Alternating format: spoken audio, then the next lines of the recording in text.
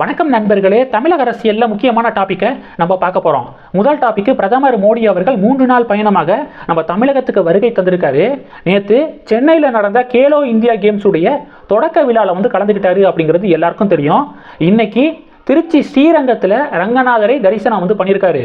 அயோத்தியில் ராமர் கோவில் திறக்கப்படுது பார்த்தீங்களா, பகவான் ஸ்ரீராமர் இருக்கார்ல, அவருடைய குலதெய்வமா எங்கள் திருச்சி ரங்கநாதர் பகவான் ஸ்ரீராமருக்கு குலதெய்வமாக இருந்தார் அப்படின்னு சொல்லிட்டு நிறைய பேர் சொல்கிறாங்க. அப்போ ராமர் தொடர்புடைய இடங்கள் இந்தியா முழுவதும் இருக்கக்கூடிய இடங்களில் பிரதமர் மோடி அவர்கள் புனித பயணம் மேற்கொண்டு இருக்காரு, ஆன்மீக பயணம் மேற்கொண்டு இருக்காரு. அந்த வகையில் இன்னைக்கு ஸ்ரீரங்கத்தில் வழிபாடு நடத்தியிருக்காரு. ஸ்ரீரங்க வழிபாடு முடிந்த பிறகு ராமேஸ்வரம் புறப்பட்டு போயிருக்காரு. பிறகு தனுஷ்கோடியில் இருக்கக்கூடிய கோதண்ட ராமர் கோவில் இருக்கு பார்த்தீங்களா, அங்கேயும் வழிபாடு நடத்த போறாரு அப்படிங்கிற ஒரு ஃபென்டாஸ்டிக்கான தகவலை நம்ம கேள்விப்படுறோம். இந்த கேஜிஎஃப் படத்தில் ஒரு ஃபேமஸான ஒரு டயலாக் இருக்கு தெரியுமா, powerful people make places powerful அப்படின்னு சொல்லிட்டு ஒரு டயலாக் இருக்குல்ல. அந்த டயலாக் யாருக்கு பொருந்துதோ இல்லையோ பிரதமர் நரேந்திர மோடி அவர்களுக்கு நிச்சயமாக பொருந்தும் அப்படின்னு நான் நினைக்கிறேன். ஏன்னா டூரிசத்தை டெவலப் பண்ணுறதுல சீனாவுடைய அதிபர் இருக்கார்ல, அவரை நம்ம மாமல்லபுரத்துக்கு வர வச்சு மாமல்லபுரத்தில் இருக்கக்கூடிய அந்த சிற்பங்களை பிரைம் மினிஸ்டர் மோடி அவர்கள் எக்ஸ்பிளைன் பண்ணார். இந்த நிகழ்வுக்கு பிறகு மாமல்லபுரத்துக்கு வரக்கூடிய சுற்றுலா பயணிகளுடைய எண்ணிக்கை கணிசமாக அதிகரிச்சிருக்கு அப்படிங்கிற புள்ளி விவரத்தை நம்ம பார்க்குறோம். அப்போ சமீபத்தில் கூட லட்சத்தீவு போனார்.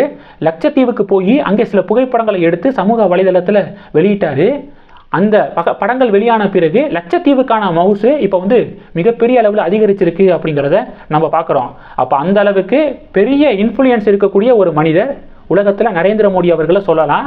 அப்போ நரேந்திர மோடி அவர்கள் நம்ம தமிழகத்தில் இருக்கக்கூடிய முக்கியமான ஒரு புனித ஸ்தலங்களுக்கு போகிறாரு, ஸ்ரீரங்கத்துக்கு போகிறாரு, ராமேஸ்வரத்துக்கு போகிறாரு, தனுஷ்கோடி கோதண்ட ராமர் கோவிலுக்கு போகிறாரு அப்படின்னா நார்மலாகவே இங்கே அதிக பக்தர்கள் தரிசனம் செய்வாங்க. இனி வரக்கூடிய காலங்களில் அந்த எண்ணிக்கை இன்னும் அதிகரிப்பதற்கு சான்சஸ் இருக்குது அப்படிங்கிறத என்னால் உறுதியாக சொல்ல முடியும்.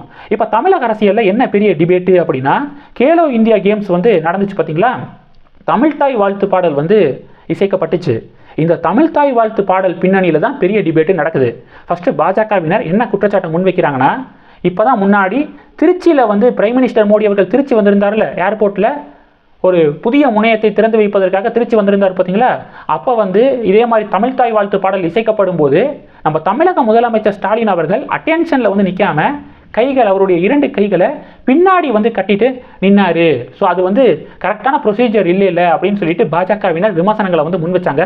அப்போவே இப்போ பார்த்தீங்க அப்படின்னா கேலோ இந்தியா கேம்ஸ் உடைய அந்த தொடக்க விழாவில் தமிழ்தாய் வாழ்த்து பாடல் இசைக்கப்படும் போது அதே மாதிரி அவருடைய 2 கைகளை பின்னாடி கட்டிட்டு நின்றுக்கு இருக்காரு முதலமைச்சர் அப்படின்னு மறுபடியும் இந்த குற்றச்சாட்டை முன்வைக்கிறாங்க.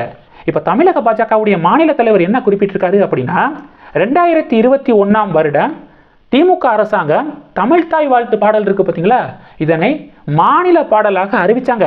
அது மட்டும் இல்லாமல் 55 வினாடிகள் முல்லைபாணி ராகத்தில் இந்த தமிழ்தாய் வாழ்த்து பாடலை பாடணும் அப்படின்னு சொல்லிட்டு சில கைட்லைன்ஸ் எல்லாம் வெளியிட்டாங்க. அப்போது திமுக அரசாங்கம் வெளியிட்ட வழிகாட்டு நெறிமுறைகளை திமுக அரசாங்கமே மறந்துருச்சா இல்லை புறக்கணிக்குதா அப்படின்னு சொல்லிட்டு அண்ணாமலை கேள்வி எழுப்பினதை நம்ம பார்க்க முடியுது.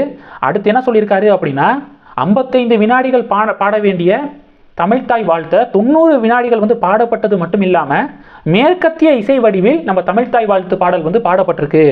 தமிழ் கலாச்சாரத்தை அழிக்க திமுக மேற்கொள்ளும் முயற்சியாக இதை நான் பார்க்குறேன் அப்படின்னு அண்ணாமலை போட்ட பதிவு நேற்று சோசியல் மீடியாவில் மிகப்பெரிய ஒரு அதிர்வலையை ஏற்படுத்தி திமுக பாஜக இடையே பெரிய டிபேட்டை உருவாக்கியிருக்கு.